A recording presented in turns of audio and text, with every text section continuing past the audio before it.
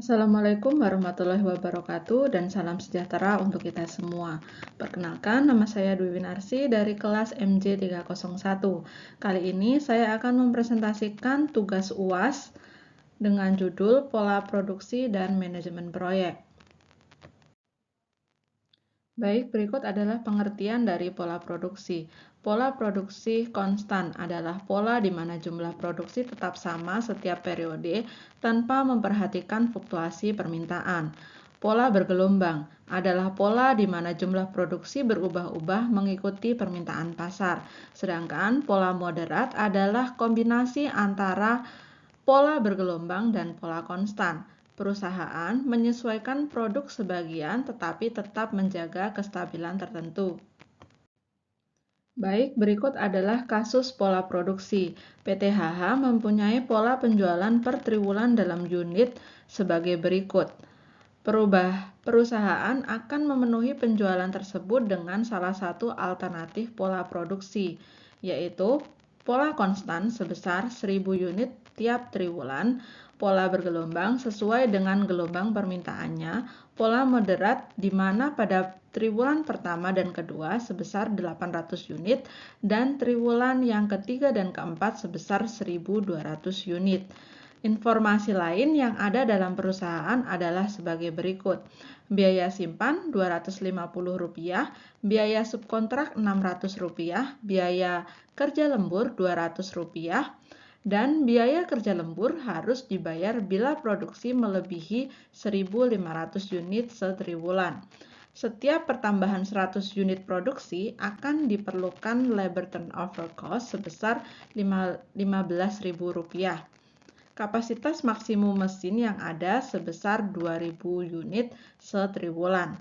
Diminta tentukan pola produksi mana yang sebaiknya dipilih oleh perusahaan tersebut dengan jumlah permintaan triwulan pertama sebesar 400 unit, triwulan kedua 1.100, triwulan ketiga 1.300, dan triwulan keempat sebesar 900 unit. Baik, berikutnya adalah penghitungan total biaya alternatif yang dikeluarkan bila menggunakan pola konstan dengan produksi 1000 unit.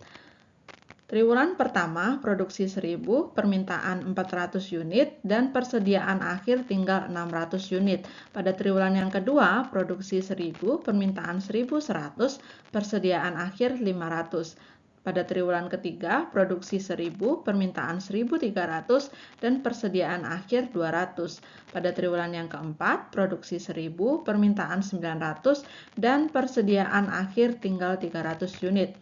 Jadi, total dari persediaan akhir sebanyak 1.600 unit.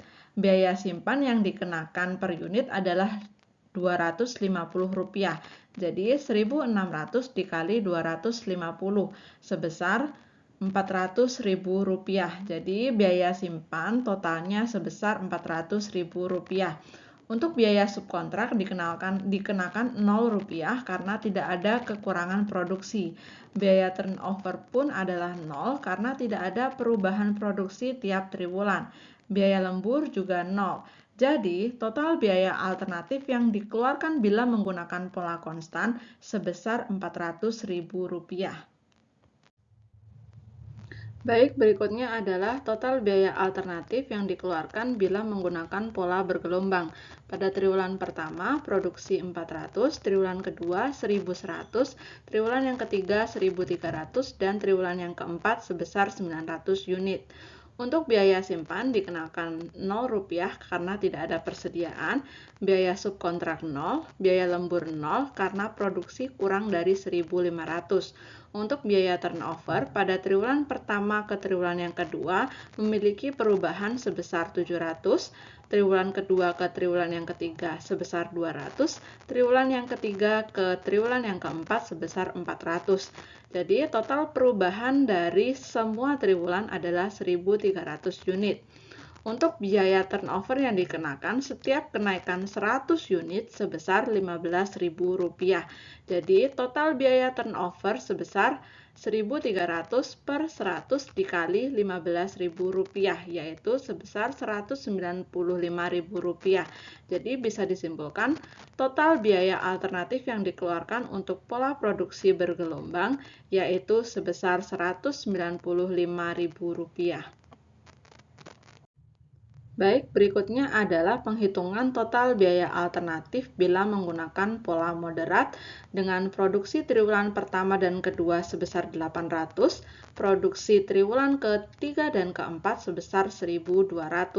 Pada triwulan yang pertama, produksi 800, permintaan 400, dan persediaan akhir sebesar 400. Pada triwulan yang kedua, produksi 800, permintaan 1.100, dan persediaan 100. Triwulan yang ketiga, produksi 1.200, permintaan 1.300, dan persediaan akhir sebesar 0. Pada triwulan yang keempat, produksi 1.200, permintaan 900, dan persediaan akhir sebesar 300 unit.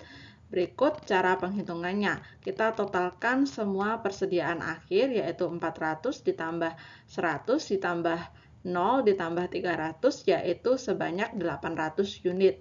Untuk biaya simpan dikenakan Rp250 per unit, yaitu 800 dikali 250, yaitu 200.000. Jadi total biaya simpan yang dikeluarkan sebanyak Rp200.000.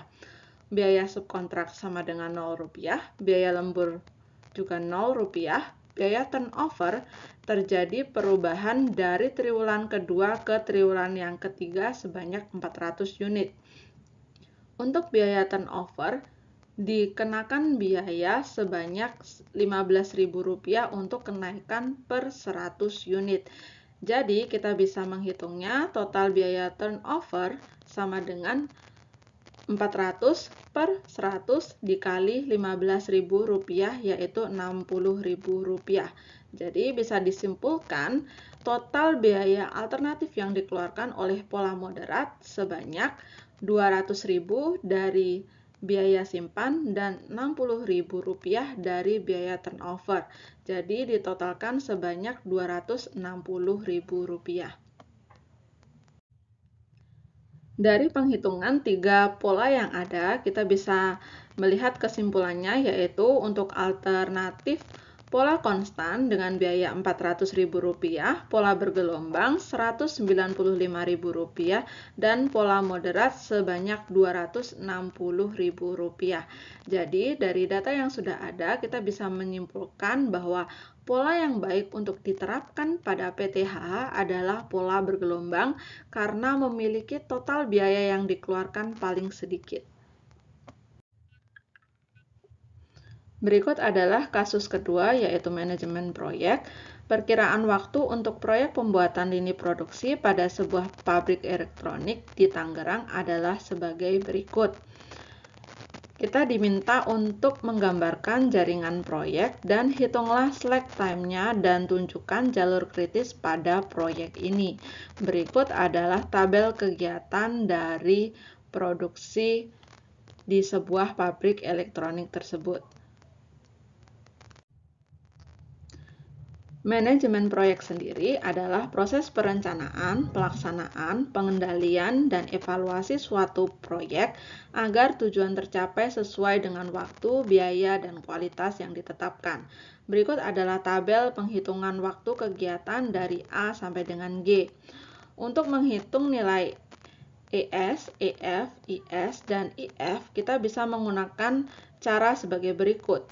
EF sama dengan ES plus durasi.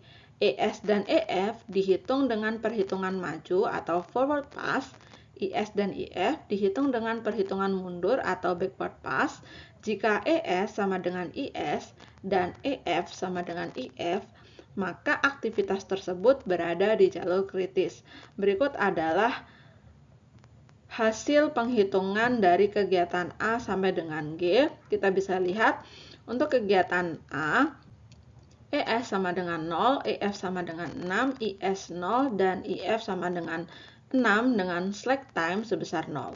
Untuk kegiatan B dengan durasi 7 jam, ES0, EF7, IS0, IF7, dan slack time 0. Kegiatan C durasi 5 jam, ES6, EF11, IS6, IF11, dan slack time 0.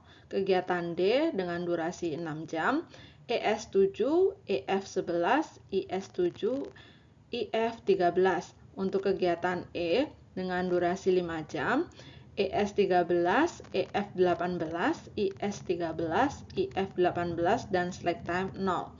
Untuk kegiatan F, durasi 8 jam, ES13, EF21, IS13, IF21, dan slack time 0.